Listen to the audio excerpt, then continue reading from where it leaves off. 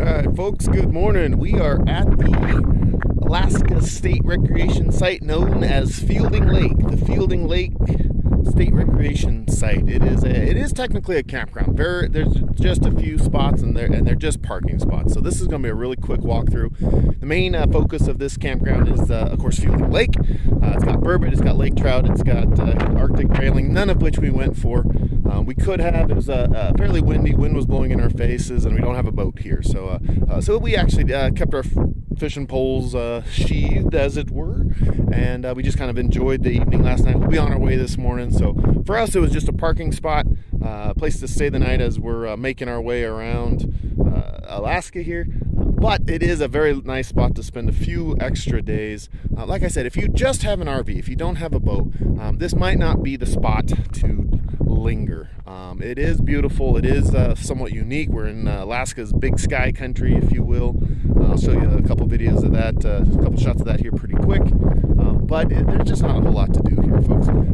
If you don't have a boat, if you have a boat, my goodness, you'll be in heaven here. But let's go ahead and take a quick walkthrough, and I'll show you. Like I said, this will be quick, but it's a nice site.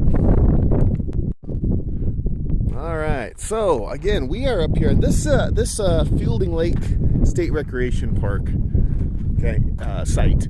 It is on Highway 4. That is the Talk Cutoff. Coming down from Delta Junction, you can go to Talk, which is further east, or you can go take the Talk Cutoff 4 down to Glen Allen and kind of cut off that triangle. Okay, so that's why they call it the Talk Cutoff. So we're kind of way up here, and this is primitive camping.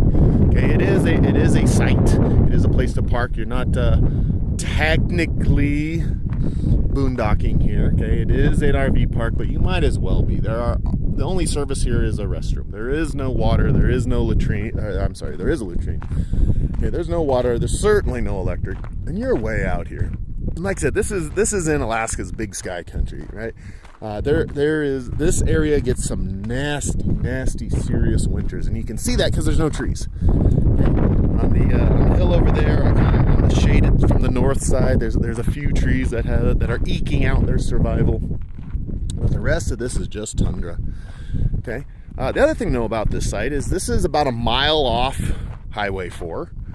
Okay, so down here on this gravel road that you see in front of you, you have to drive about a mile. Now, it's certainly doable. The rocks are, they're well-rounded. I wasn't too worried about flat tires and everything. It's just just a good old gravel road. But make sure that your RV is set up to handle gravel roads and a little bit. Now, the potholes weren't bad. The washboard wasn't bad.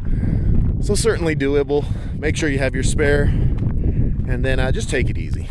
Now, this is off the beaten path, so it's not really heavily used. So you're kind of more or less by yourself. But there's a bunch of recreation cabins out here. I'm not quite sure of the history of this place and how it got started, but we'll get down to the lake and you'll see the bunch of recreation cabins.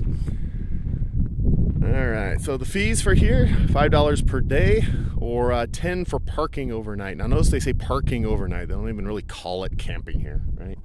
So that gives you a hint of what this place is about. But here it is, and like I said, as far as Alaska's big sky country, the further north you get, the fewer trees, the more you can just enjoy the mountains. Okay, if you come around here to the pit latrine here, they got your little iron range, and that's all they got. Of course, there's no credit card machine. Put your cash in here, put it in the box. Okay, it does have some regulations and stuff here. Hopefully you can see this. They have, there's boat launch, $10 a night. There's some fishing regulations here, so check that out if you're here, and then a map of Fielding Lake itself. Okay, and there is a public use cabin. We won't go look at that, but if you want to reserve that or look at what that has to offer, you can go to alaskastateparks.org there. Again, Arctic grayling, lake trout, and burbot. If you've never had burbot, try to get yourself some. It is actually quite delicious. All right, let's move over here to the map here. Now, we came in off the Richard sign. It actually says 2 miles. I guess it's 2 miles, not a mile. Okay, and we started our little video right here walk down around. So we're right here with the toilets, little public use cabin up here, and then there's a couple more sites down here, and then the lake is all the way down here with the boat launch. Okay, so we're gonna walk down there, kind of take a look at what they got here. Okay, look at one of the sites as we go down, but it is, like I said, it's a place to park. Okay, it does. They do have a couple picnic tables here and there. They do have a fire ring. There is absolutely no firewood to be found here. So if you do make the trip up here, if you do want to have a campfire, you do have to bring your own. And it's not a matter of that it's been picked clean. It is, look around. There's no trees. Okay, all you have is this kind of willow tundra brush. Okay, the river feeding into the lake is actually crystal clear with a gravel bottom. So if you're coming up here at the height of summer and it's a bit warm, you could probably go for a dip. Not a problem. Water's not too cold right now. We're at the height of summer right here, beginning of August, so it's about as warm as it's going to get. It'll start cooling down. It was actually relatively cool last night, so it'll start cooling down a bit. As far as the sites, here's two of them.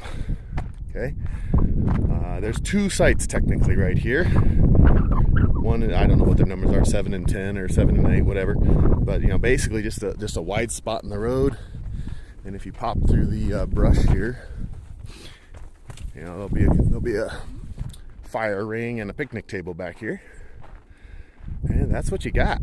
Okay, place to have a picnic and your fire ring. Back down here. I do want to show you the boat launch, and that'll be about it. Like I said, this is quick. Here's the other sites over here. The reason why I'm showing you the sites here, okay, there are a few sites back there. There's some folks in them. Here's another 2 sites. This is technically 2 more sites, so these 2 are 4. And there's 1 picnic table and 1 fire ring between the 4.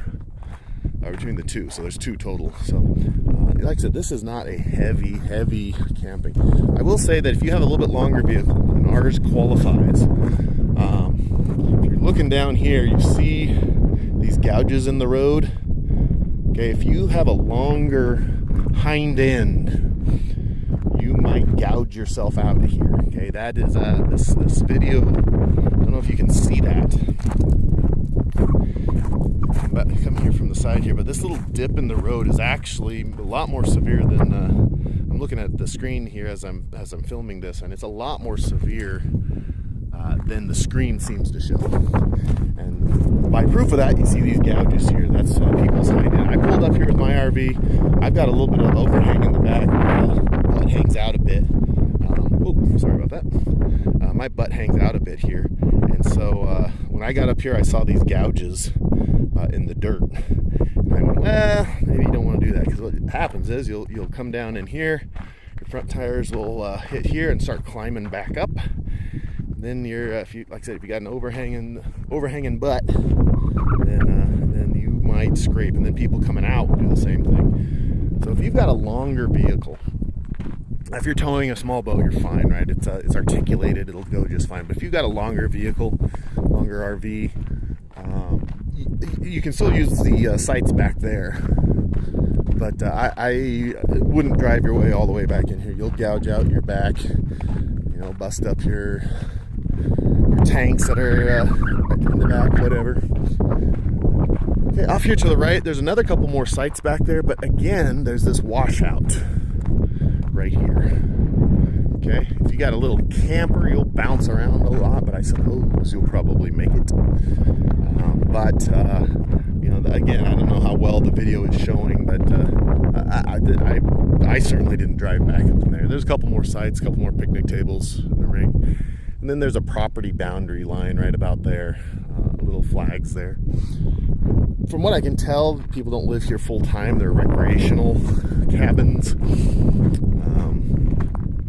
So I don't think that there's anyone living there. The cabins themselves, I suppose they don't look abandoned per se, but they certainly do not look full-time lived in. We're walking down towards the boat ramp here just to show you that. Okay. Again, we didn't bring a boat, but if I didn't show you the boat ramp, I'd already be done. Like I said, this is a very quick stop for us. just a place to rest the weary head as we're working our way around. Needed a place to stop, hadn't been here before, so we stopped to see what this place had to offer. So, my public service announcement for the day, my PSA for the day, as we're working our way towards the boat ramp, is if you have dogs, okay? Folks, there's other campers around. If you have dogs, and if they're aggressive dogs, or protective dogs, or defend the family dogs, or whatever acronym you want to use to make yourself feel good about the type of dog you have, if they're prone to act aggressively or defensively to neighbor RVers, keep them on a leash. Okay? We had, obviously I'm speaking from experience, last night we had some RV neighbors with just such a dogs. I'm sure they're good dogs. And in the dog's mind, they're defending in their home territory. But I got little kids. So we had some aggressive dogs around the camp, and it ended well. Nothing went too sideways. Okay. But you need to keep your dogs under control. You're out here in Alaska. People have bear spray. Unless you want to get your dog bear sprayed or worse, people will protect their kids and their families, and if they don't know your dog, they just don't know your dog, right? Like I said, these were probably good dogs. They thought they were doing what they needed to do, but as a protector of my family, I had to do what I needed to do, and like I said, it ended well. Nothing went sideways. But don't let your dogs off, especially if you have more than one or two. One or two dogs are going to look around and check out the surroundings. If you're RVing around with 5 full-size dogs in your RV, okay, I'm not sure what you think you're doing, but you certainly have the right. But if you got 5 full-size dogs, you don't have a couple dogs, you have a pack. And a pack of dogs who thinks it's defending its territory is a completely different beast than 1 or 2 dogs that are defending its family. Okay, so that's my PSA. If you got dogs, keep them leashed, keep them under control. If you're by yourself at a site and somebody puts them next to you, put your dogs back in and let them know that the people next to you are okay. It'll just make everybody's life a lot happier. All right, so that's my PSA. Keep control of your dogs. Here's Fielding Lake. Okay, actually a really nice little boat ramp. Okay. Paved, so you can get yourself a good lake boat in there. Like I said, the road's a little bumpily rough, so you won't be bringing anything huge back in here, but you don't need to. Okay. The wind here is pretty good. I'm sure the locals would laugh at that statement. So you're probably going to have some sort of motor. It seems like most of the time the wind is coming up from the right going to the left, so I don't know, I haven't seen anyone trying to bring a sailboat up here. You'd probably have a great time. But the wind's probably a bit strong for tooling about a lake in a sailboat. You'd get going fast, but I don't know. Anyway, but yeah, this is the boat launch.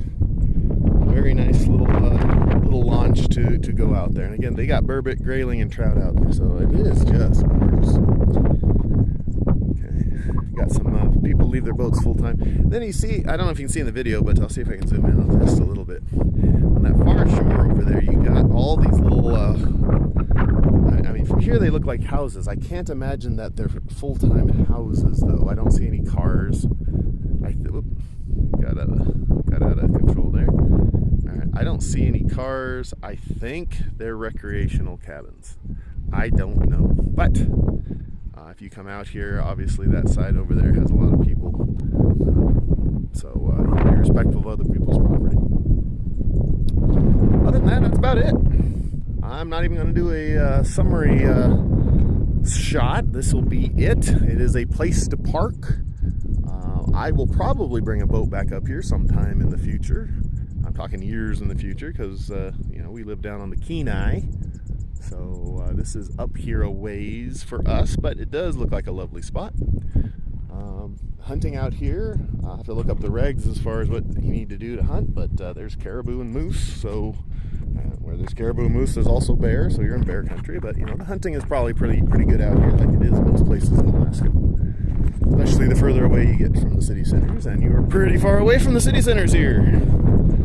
So there you go, Fielding Lake, Alaska State Recreation Park.